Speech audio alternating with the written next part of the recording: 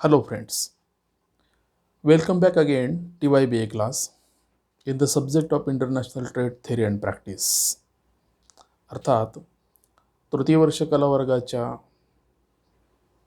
विशेष विषय 4 मध्ये म्हणजेच आंतरराष्ट्रीय व्यापार सिद्धांत आणि व्यवहार या विषयाच्या व्याख्यानामध्ये मी प्राध्यापक डॉक्टर मनोज कुमार गायकवाड, अर्थशास्त्र विभाग प्रमुख, वसंतराव नाईक महाविद्यालय शहादा आणि इकॉनॉमिक्स अकॅडमीच्या वतीने आपलं मनापासून स्वागत करतो. मित्रहो, मागच्या तासाला आपण व्यवहारातूल सिद्धांत बघितला. मागच्या 3 सिद्धांतांमध्ये आपण विनिमय दर कसा ठरतो याच्या संदर्भामध्ये सविस्तर अशी चर्चा केली. विनिमय दर ठरवण्यासाठी वेगवेगळ्या अर्थतज्ञांनी आपापली मतं कशा पद्धतीने मांडलेली आहेत याचाही आपण अभ्यास केला. आजच्या लेक्चर्समध्ये आपण विनिमय दर स्थिर असावा का तो बदलता असावा, म्हणजेच तो फिक्स असावा का फ्लेक्झिबल का फ्लोटिंग असावा याबद्दल चर्चा करणार आहोत. स्थिर विनिमय दर आणि बदलते विनिमय दर याचे आंतरराष्ट्रीय व्यापारावर काय परिणाम होतात, त्या संदर्भामध्ये कोणत्या प्रकारची प्रणाली आंतरराष्ट्रीय व्यापारासाठी आवश्यक आहे, योग्य आहे, याचा या अभ्यासावरनं आपल्याला पुरेसा असा या विषयाच्या संदर्भातला माहितीचा खजाना मिळू शकतो. मित्रहो, विनिमय दर ठरवण्याची जी प्रक्रिया आहे, ही प्रक्रिया कोण ठरवते विनिमय दर? कारण विनिमय दर सिद्धांत अभ्यासत असताना आपण आयात निर्यातीच्या व्यापाराचा उल्लेख केला. विनिमय दर हा स्वदेशी चलनातून विदेशी चलनामध्ये त्याचं मूल्य आपल्याला व्यक्त करायचं असते. स्वदेशी चलनाचं मूल्य विदेशी चलनातून आणि विदेशी चलनाचं मूल्य स्वदेशी चलनातून. म्हणजे जशी वस्तूंची घेवाणदेवाण होते त्याच पद्धतीने दोन देशांच्या चलनांची पण घेवाणदेवाण होते. या घेवाणदेवाणीचा जो दर असतो त्याला आपण ढोबळ मानाने विनिमय दर असं म्हणत असतो. आपण हे पाहिले की विनिमय दर हा स्थिर असो का बदलता असो, परंतु आंतरराष्ट्रीय स्तरावर जेव्हा आंतरराष्ट्रीय व्यापाराचा विषय येतो, अनेक देश व्यापारात सहभागी होतात. त्यामुळे ओघानेच अनेक देशांच्या चलनाचा उल्लेख या आयात निर्यातीच्या माध्यमातून आयात निर्यातीचे मूल्य चुकवत असताना येत असतो. त्यामुळे जगामधल्या वेगवेगळ्या देशातील चलनांचं मूल्य हे वेगवेगळं असतं. त्यामुळे या चलनाचं आंतरराष्ट्रीय मूल्य कुठेतरी समता दराशी संबंधित असावं आणि एकूणच या आंतरराष्ट्रीय विविध देशांच्या चलनांचं व्यवस्थापन करणारी एक सिस्टम असावी, एक व्यवस्था असावी. या अनुषंगानं 1945च्या ब्रिटन वूड कराराप्रमाणे आंतरराष्ट्रीय स्तरावर ज्या 2 वित्त संस्था निर्माण करण्यात आल्या, ज्याचा उल्लेख आपण मागच्या व्याख्यानांमध्ये पण केला आहे, त्यामध्ये पहिली वित्तीय संस्था आहे ती म्हणजे आंतरराष्ट्रीय नाणेनिधी आणि दुसरी वित्तीय संस्था म्हणजे जागतिक bank, international bank for reconstruction and development. म्हणजेच international monetary fund and international bank for reconstruction आणि डेव्हलपमेंट या ज्या 2 आंतरराष्ट्रीय वित्त संस्था ब्रिटन वूड करारानुसार 1945मध्ये स्थापन करण्यात आल्या, त्यापैकी IMFचा जो रोल आहे, IMFची जी भूमिका आहे, ती भूमिका जगभरातल्या सर्व सदस्य राष्ट्रांच्या चलनामध्ये व्यवस्थापन करणं, चलनाचं व्यवस्थापन करणं आणि या विविध देशांच्या चलनाचा समता दर प्रस्थापित करणं. हा समता दर सोन्याशी किंवा डॉलरच्या संदर्भामध्ये व्यक्त करायचा आहे. म्हणून इंटरनॅशनल मॉनिटरी फंडने हा समता दर प्रत्येक सभासद राष्ट्राचा डॉलरच्या संदर्भामध्ये आणि सोन्याच्या संदर्भामध्ये व्यक्त केलेला आहे. आता आंतरराष्ट्रीय व्यापार घडवून येत असताना विनिमय दर स्थिर असला पाहिजे किंवा विनिमय दरातील जी स्थिरता आहे ती दीर्घकाळ खंडापर्यंत टिकून असणारी असली पाहिजे, तरच आंतरराष्ट्रीय व्यापारामध्ये स्थिरता, त्यानंतर आंतरराष्ट्रीय व्यापाराचा विस्तार आणि वृद्धी होऊ शकते. या वेगवेगळ्या प्रकारच्या देशांच्या चलनांमध्ये असणारी समता समता कशी स्थिर राहील या संदर्भामध्ये IMF ज्या पद्धतीने भूमिका निभावते त्या पद्धतीचं एक उदाहरण फक्त आपण या ठिकाणी भारताच्या चलनाच्या संदर्भात डॉलरचा विनिमय दर कसा ठरतो आणि तो स्थिर असावा का बदलता असावा हे आंतरराष्ट्रीय व्यापारात होणाऱ्या धोरणांच्या बदलावर अवलंबून असू शकतं. काही काळासाठी आंतरराष्ट्रीय व्यापारातील हा विनिमय दर स्थिर होता, नंतर तो बदलता झालेला आहे. वेगवेगळ्या या विनिमय दराच्या प्रकारामध्ये किंवा स्थिर आणि बदलत्या विनिमय दरानुसार आंतरराष्ट्रीय व्यापारावर त्याचे अनुकूल आणि प्रतिकूल परिणाम झालेले पण दिसून येतात. स्थिर याचा अर्थ म्हणजे नेमका काय आणि बदलता याचा अर्थ काय? स्थिर विनिमय दर म्हणजे एकदम असा स्टॅटिक किंवा एकदम स्थितिशील असा घेतला जात नाही. PPT आपण स्थिर विनिमय दराच्या अर्थासंदर्भामध्ये विश्लेषण केलं आहे. स्थिर या शब्दाचा अर्थ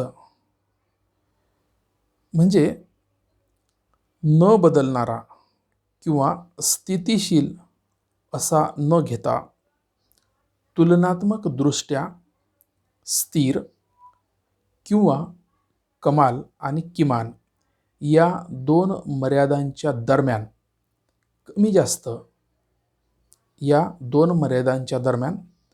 कमी जास्त होणारा असा घेतला जातो. म्हणजे फिक्स असा जो शब्दप्रयोग आपण करतो, जसं एखाद्या दुकानामध्ये गेल्यानंतर आपल्याला तिथे पाटी लिहिलेली असते की इथे किंमत होत नाही किंवा एकच भाव किंवा स्थिर किंमत, त्या पद्धतीने याचा अर्थ तिथे वस्तूची किंमत करता येत नाही असा अर्थ घेतला जातो. एकाच किमतीमध्ये तिथे वस्तू विक्री केली जाते. तसा अर्थ आपल्याला आंतरराष्ट्रीय स्तरावर विनिमय दराच्या संदर्भात घेता येत नाही.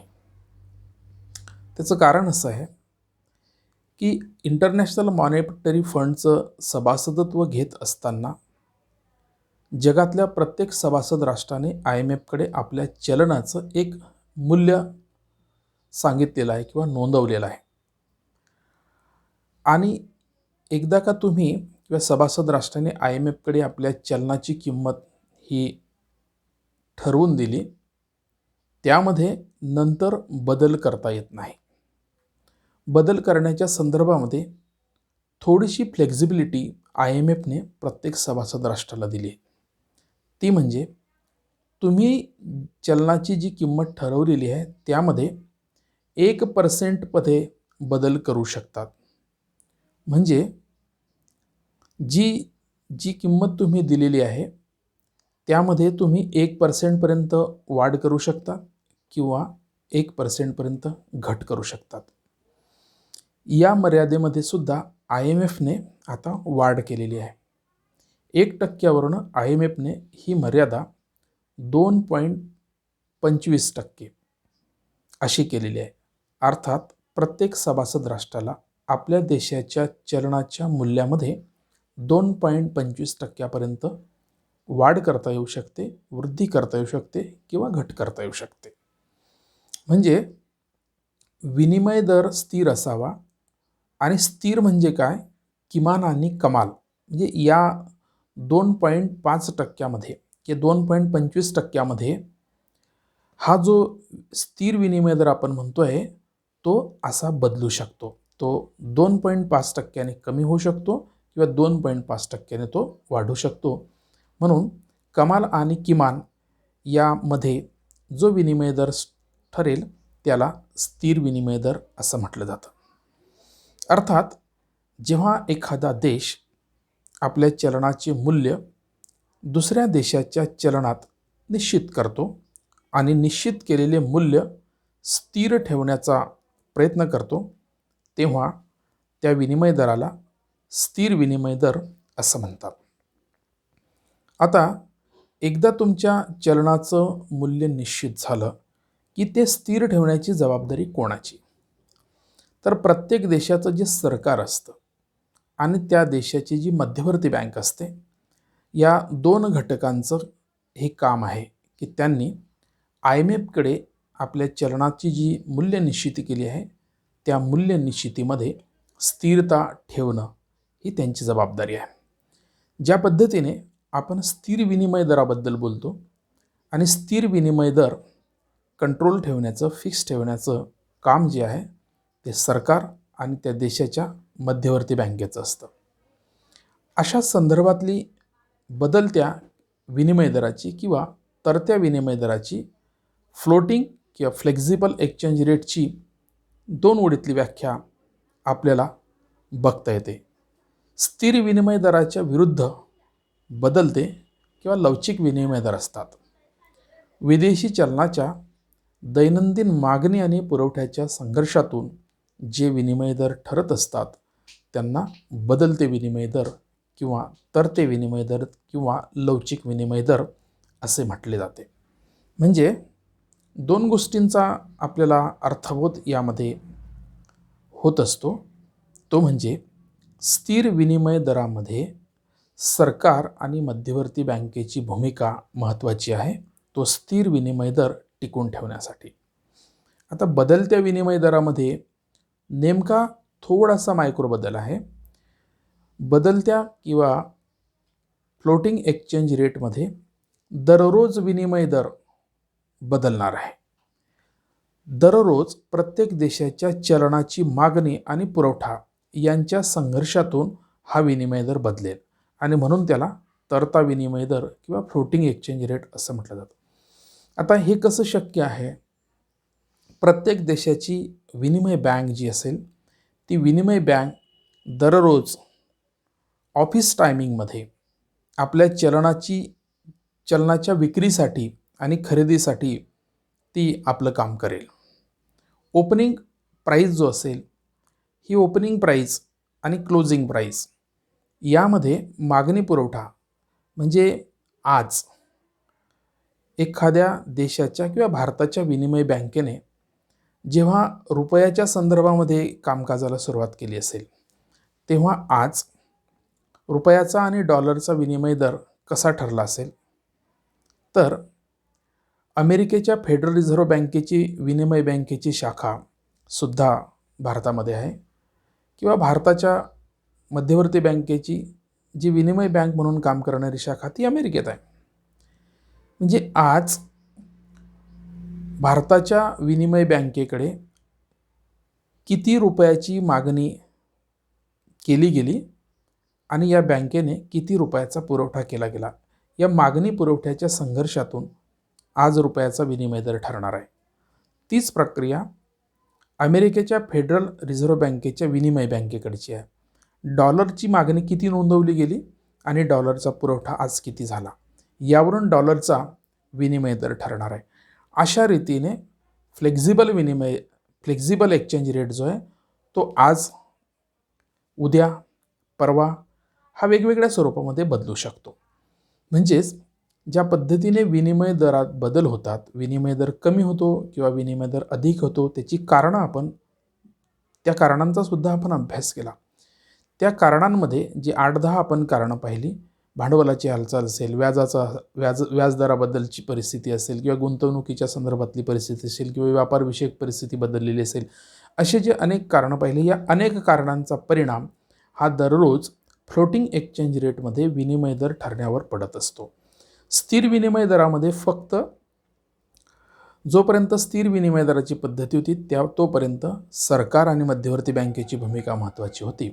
आता सरकार आणि मध्यवर्ती बँकेची भूमिका बदलत्या विनिमय दरामध्ये मर्यादित बनते आणि त्या चलनाचा दररोजचा मागणी आणि दररोजचा पुरवठा यांच्या संघर्षातून विनिमय दर निश्चित होत असतात. या पद्धतीने आपल्याला स्थिर विनिमय दर आणि बदलते विनिमय दर काय आहे याची थोडक्यामध्ये आपल्याला याच्यातून माहिती करून घेता येते. आता मी आपल्याला सांगितलं की एक उदाहरणाच्या माध्यमातून आपण हा स्थिर विनिमय दर कसा असतो, किमान आणि कमाल यांच्या दरम्यान तो कसा ठरतो, हे एका एक्झाम्पलच्या सहाय्याने आपल्याला ते लक्षात घेता येते. नाणेनिधीबद्दल मी बोललो की नाणेनिधीमध्ये सर्व सभासद राष्ट्र आपल्या चलनाची मूल्य निश्चिती करत असतात. म्हणून आपण डॉलरच्या संदर्भात रुपयाचा विनिमय दर कसा ठरतो, समता विनिमय दर कसा ठरतो आणि त्याच्यामध्ये किमान आणि कमाल कसे बदल 2.25% रेशिओप्रमाणे कमी किंवा जास्त होऊ शकतात, त्यातून रुपयाचं मूल्य कमी किंवा जास्त कसं होऊ शकतं आणि त्याच्यातून विनिमय दर कसा बदलू शकतो. उदाहरणार्थ रुपयाचा विनिमय दर डॉलरच्या तुलनेमध्ये $1 बरोबर 40 रुपये असा ठरवून दिलेला आहे. हा दर स्थिर ठेवण्याची जबाबदारी भारत सरकार आणि रिझर्व्ह बँकेची आहे. या कामी नाणेनिधी आपल्याला मदत करते. या दरामध्ये सरकारला किंवा मध्यवर्ती बँकेला 2.25% वाढ किंवा घट करता येऊ शकते किंवा ती केली जाऊ शकते. हा दर $1 बरोबर 40 रुपये 90 रुपयापर्यंत वाढू शकतो, म्हणजे 2.25% रेशिओमध्ये. यापेक्षा जास्त वाढ झाली तर रिझर्व्ह बँक हस्तक्षेप करून तो स्थिर ठेवण्याचा प्रयत्न करते. या उलट $1 बरोबर 39.10 रुपयेपर्यंत घट झाली तर यापेक्षा जास्त घट होऊ नये म्हणून रिझर्व्ह बँक हस्तक्षेप करते. म्हणजे जो स्थिर विनिमय दर आपण IMFशी ठरवून दिलेला आहे त्यामध्ये जो बदल आपण अपेक्षित केलेला आहे 2.25%पेक्षा वाढ किंवा घट, यांच्यापेक्षा घट जास्त होऊ नये किंवा त्या ठरवलेल्या वाढीपेक्षा जास्त वाढ होऊ नये, असं जेव्हा होईल तर तो स्थिर ठेवण्याची जबाबदारी देशाच्या मध्यवर्ती बँकेची आहे, म्हणजेच देशाच्या रिझर्व्ह बँक ऑफ इंडियाची आहे. अशा प्रकारे विनिमय दरात $1 बरोबर 39.10 पैसे ते 40.90 पैसे या दरम्यान चढ आणि उतार होऊ शकतात. मूल्यामध्ये घट किंवा वृद्धी होऊ शकते. यापेक्षा जास्त चढ उतार होऊ दिले जात नाही. यापेक्षा जास्त चढ उतार होऊ द्यायचे असतील तर सदस्य देशाला नाणेनिधीची परवानगी घ्यावी लागते. सूर्यमान पद्धती संपुष्टात आल्यानंतर नाणेनिधीने जी पद्धती स्वीकारली तिला स्थिर किंवा निश्चित विनिमय दर पद्धती असे म्हटले जाते. विनिमय दरात जाणीवपूर्वक स्थैर्य निर्माण करण्यासाठी प्रयत्न केले जातात. यालाच व्यवस्थापित लवचिक विनिमय दर म्हणजेच मॅनेज्ड फ्लेक्झिबल एक्सचेंज रेट असं सुद्धा म्हटलं जातं. मित्रहो, स्थिर विनिमय दर आणि बदलत्या विनिमय दराच्या महत्त्वांच्या संदर्भात किंवा त्यांच्या गुणदोषांच्या संदर्भात आपल्याला स्वतंत्ररित्या चर्चा करता येते. या PPTमध्ये आपण स्थिर विनिमय दराच्या गुणांबद्दल आणि दोषांबद्दल चर्चा करणार आहोत. विनिमय दर स्थिर असेल तर त्याचे काय फायदे होऊ शकतात किंवा काय तोटे होऊ शकतात, ज्याचा आंतरराष्ट्रीय व्यापारावर प्रतिकूल आणि अनुकूल परिणाम कसा होऊ शकतो, या संदर्भामध्ये याच्यातून आपली अंडरस्टँडिंग वाढू शकते. म्हणून आपण आधी स्थिर विनिमय दराच्या गुणदोषांची चर्चा करणार आहोत.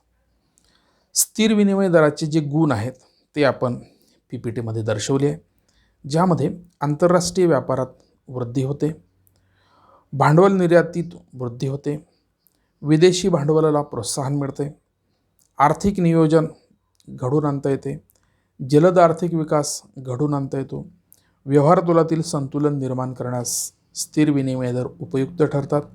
तसेच देशांतर्गत स्थैर्य, आर्थिक स्थैर्य निर्माण होण्यास मदत होते. त्यानंतर चलनाची विश्वसनीयता वाढत असते. त्यानंतर सट्टेबाजीच्या व्यवहारावर नियंत्रण आणता येते. त्यानंतर लहान देशांचा जास्त फायदा स्थिर विनिमयाच्या पद्धतीमुळे होत असतो. त्यानंतर अनुशासित धोरण यामुळे सुद्धा विनिमय दराचा, स्थिर विनिमय दरामुळे आंतरराष्ट्रीय व्यापारामध्ये सभासद देशांचा फायदा होऊ शकतो. आता आपण या गुणांचं थोडक्यामध्ये विश्लेषण करणार आहोत.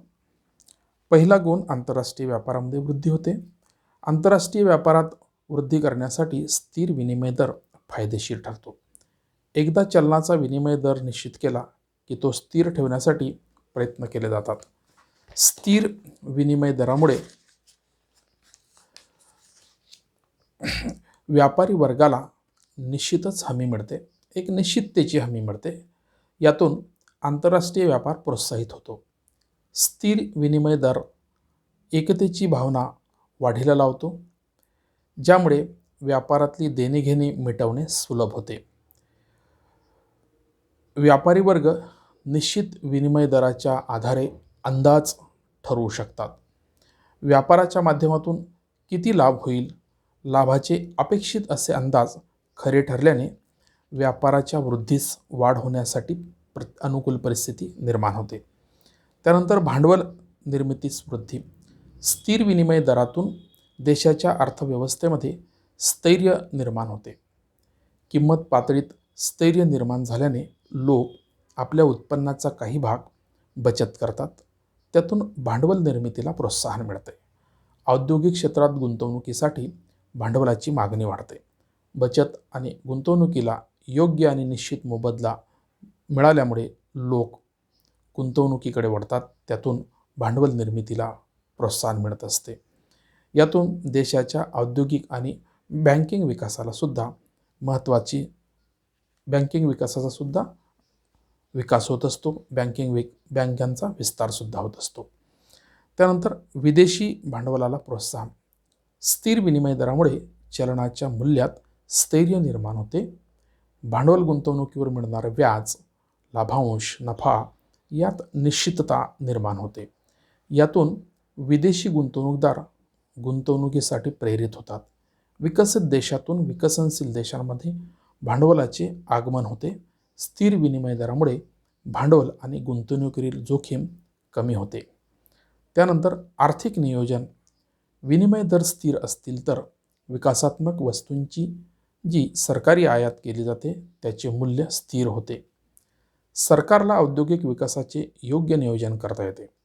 विकासासाठी सरकारने जी खर्चाची रक्कम निश्चित केली आहे त्यात फारशी वाढ होत नाही आणि त्यामुळे नियोजनाची चांगली फळं अर्थव्यवस्थेमध्ये प्राप्त होत असतात. त्यानंतर जलद आर्थिक विकास. स्थिर विनिमय दरामुळे भांडवली हालचाली स्थिरावतात. भांडवल निर्मितीचा वेग वाढून औद्योगिकरणाला चालना मिळते. आर्थिक नियोजन यशस्वी झाल्याने आर्थिक विकासाचा वेग वाढतो. यंत्रणेला आपली शक्ती घालवावी लागते. सर्वात महत्त्वाचे म्हणजे जर विनिमय दर अस्थिर असतील तर स्थैर्य निर्माण करण्यासाठी सरकारला मोठे प्रयत्न करावे लागतात. स्थिर विनिमय दर असतील तर स्थैर्य निर्माण करण्यासाठी सरकारला शक्ती खर्च करावी लागत नाही. सर्व शक्ती विकास बाबींवर अधिक लक्ष केंद्रित केल्याने आर्थिक विकासाचा वेग वाढण्यास मदत होते. त्यानंतर व्यवहार तोल संतुलित करण्यासाठी स्थिर विनिमय दर उपयुक्त ठरतो. स्थिर विनिमय दरामुळे विदेशी भांडवल आकर्षित होते. औद्योगिक विकासाचा वेग वाढतो. रोजगारात वाढ होते. किंमत पातळीत स्थैर्य निर्माण करता येते. यातून निर्यातीत वाढ होते आणि आयातीमध्ये घट होऊन व्यवहार तोलातील तूट कमी होऊन व्यवहार तोल संतुलित होण्याची शक्यता असते. त्यानंतर देशात आर्थिक स्थैर्य निर्माण होऊ शकते. जर विनिमय दर बदलते असतील तर सट्टेबाजीचे लाभ मिळवण्यासाठी रोख पैसा जवळ बाळगण्याला लोक प्राधान्य देतात. साठेबाजीमुळे बाजारात कृत्रिम टंचाई निर्माण होऊन भाववाढीची परिस्थिती निर्माण होते. व्याज दरात चढ उतार निर्माण होतात. त्यामुळे अनिश्चिततेमुळे गुंतवणूक कमी होते, बेरोजगारीमध्ये वाढ होते. या सर्वांचा परिणाम अर्थव्यवस्थेमध्ये अस्थैर्य निर्माण होण्यामध्ये होत असतो. विनिमय जर स्थिर असतील तर आपोआपच अस्थैर्याला पायबंद बसतो आणि आर्थिक स्थैर्याला गतिमानता येते. त्यानंतर चलनाची विश्वसनीयता वाढते. स्थिर विनिमय दरामुळे जागतिक पातळीवर चलनाची विश्वसनीयता वाढते. देशी व्यापाराबरोबरच विदेशी व्यापाऱ्यांचाही चलनावर विश्वास बसतो. त्यामुळे ते आर्थिक व्यवहार करण्यास तयार होत असतात. स्थिर दराने चलन मूल्यात स्थैर्य निर्माण होते. चलनाची अंतर्गत आणि आंतरराष्ट्रीय पातळीवरील खरेदी शक्ती स्थिर राहिल्याने चलनावरील आंतरराष्ट्रीय स्तरावरचा विश्वास वृद्धिंगत होताना दिसतो. त्यानंतर सट्टेबाजीच्या व्यवहारावर नियंत्रण येते. विनिमय दरात मोठे चढ उतार निर्माण होत असतील तर सट्टेबाज स्वस्त चलन बाजारातून चलनाची खरेदी करतील आणि महाग बाजारात त्या चलनाची विक्री करतील. सट्टेबाज बऱ्याचदा कृत्रिम टंचाई निर्माण करून चलन व्यवहारातून नफेखोरी करत असतात. स्थिर विनिमय दरामुळे या व्यवहारांना आपोआप नियंत्रण येत असते. त्यानंतर लहान देशांना जास्त फायदा होतो. स्थिर विनिमय दर लहान आकारमानाच्या देशांना अधिक फायदेशीर ठरत असतात. जपान, इंग्लंड, डेन्मार्क या लहान आकारमानाच्या देशांच्या राष्ट्रीय उत्पन्नात विदेशी व्यापाराचा वाटा बराच मोठा असतो. विनिमय दर बदलते असतील तर त्यातील चढ उतारांचा या देशांच्या अर्थव्यवस्थांवर लवकर परिणाम होतो. म्हणून विपरीत परिणाम टाळण्यासाठी स्थिर विनिमय दर जास्त उपयुक्त असतात. त्यानंतर अनुशासित धोरण. स्थिर विनिमय दर पद्धतीत चलनविषयक आणि आर्थिक धोरणात एक प्रकारे शिस्त, डिसिप्लिन असते. यातून अनेक देशांच्या चलनांमध्ये परस्पर संबंध निर्माण होतात. परस्परांना सहकार्य करण्याची प्रेरणा मिळते. मित्र, जवळपास 11 गुण आपण या धोरणाचे अभ्यासले. यानंतर आपण स्थिर विनिमय दराच्या दोषांबद्दल सुद्धा माहिती जाणून घेऊया. ज्या पद्धतीने स्थिर विनिमय दराच्या गुणांमधून आंतरराष्ट्रीय व्यापारात फायदे निर्माण होतात, तसेच काही दोष आहेत ज्यापासून आंतरराष्ट्रीय व्यापारात सदस्य देशांना त्याचे परिणामसुद्धा भोगावे लागतात. त्यामध्ये राष्ट्रीय हिताची अवहेलना हा एक दोष सांगितला जातो. स्थिर विनिमय दरासाठी आपल्या राष्ट्रीय हिताचा बळी दिला जातो असं टीकाकारांचं मत आहे. कारण इतर चलनांची आपल्या चलनाशी मूल्य स्थिर ठेवण्यासाठी अंतर्गत रोजगार, राष्ट्रीय उत्पन्न, किंमत पातळी आणि इतर राष्ट्रीय हितांना दुय्यम स्थान दिलं जातं. आधुनिक काळात असे धोरण अंगीकारणे अशक्य आणि योग्य नाही. त्यानंतर इतर क्षेत्रांवर नियंत्रण. विनिमय दर स्थिर ठेवण्यासाठी विनिमय दर आणि व्यवहार त्वरावरील निर्बंधांबरोबरच देशांतर्गत उद्योग, बँका व वित्तीय व्यवसाय यावरही नियंत्रणे प्रस्थापित करावी लागतात. या नियंत्रणातून प्रशासकीय व राजकीय भ्रष्टाचार व लाचलुचपत यांना प्रोत्साहन मिळते. त्यानंतर तिसरा दोष, विनिमय दरात मोठे चढउतार होत असतात. स्थिर विनिमय दर पद्धतीत जेव्हा एखाद्या देशाचे चलन खूप दुर्बल होते आणि त्याचा दर निश्चित पातळीवर टिकून ठेवण्यासाठी चलनाचे अवमूल्यन करावे लागते. अवमूल्यनाबरोबरच चलनाचे बाह्य मूल्यसुद्धा कमी झाल्याने त्याचा व्यवहार तोलावर विपरीत परिणाम होत असतो. त्यानंतर नियंत्रित विनिमय व्यवस्था. विनिमय दरात स्थैर्य टिकून ठेवण्यासाठी विनिमय नियंत्रणाची व्यवस्था करावी लागते. यासाठी देशाच्या मध्यवर्ती बँकेला विदेशी चलनाचा साठा पुरेशा प्रमाणात बाळगावा लागतो. स्वदेशी चलनाचा पुरवठा कमी जास्त करावा लागतो. विनिमय दरावर नियंत्रण प्रस्थापित करावे लागतात. पूर्ण रोजगारास घातक. स्थिर विनिमय दरामुळे अर्थव्यवस्थेत शैथिल्य निर्माण होते. विविध नियंत्रणांमुळे अर्थव्यवस्था ताठर होते. यातून आर्थिक विकासाचा वेग मंदावतो. परिणामी पूर्ण रोजगार निर्माण करण्यात अडथळे येत असतात. स्थिर विनिमय दर विदेशी भांडवल आकर्षित करण्यातही यशस्वी ठरत नाही. त्यामुळे नवीन गुंतवणूक होऊन रोजगार निर्मिती होत नाही. थोडक्यात स्थिर विनिमय दर रोजगार वाढीस फारसा उपयुक्त ठरत नाही. त्यानंतर 6वा दोष सांगितला जातो की काळ्या बाजाराला प्रोत्साहन मिळते. स्थिर विनिमय दरामुळे देशी आणि विदेशी किंमत पातळीत तफावत निर्माण होते. सट्टेबाज व्यापारी स्वस्त बाजारातून वस्तूंची खरेदी करून चोरट्या आणि तस्करीच्या मार्गाने त्या वस्तूंचा जादा किमतीला काळ्या बाजारात विक्री करून नफा कमवतात.